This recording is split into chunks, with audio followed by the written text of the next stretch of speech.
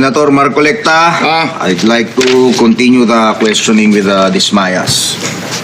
Go ahead, Senator Espada.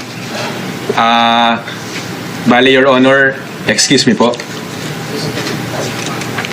Yes, Mr. Corny. Bale, hindi niyo po naitatanong. Birthday po kasi ng asawa ko today. Kaya with your permission po, gusto ko lang po siyang batiin. Kahit saglit lang po. Let me ask my colleagues about that.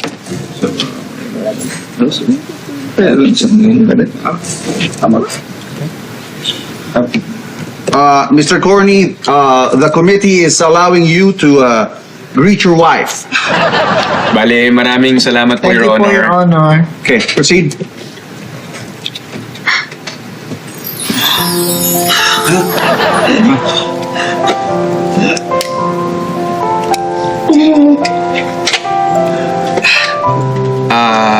Shala, Yes. alam kong napakahirap ng pinagdadaanan natin ngayon. Bale, kahit papano gusto kong maramdaman mo na I'm here with you.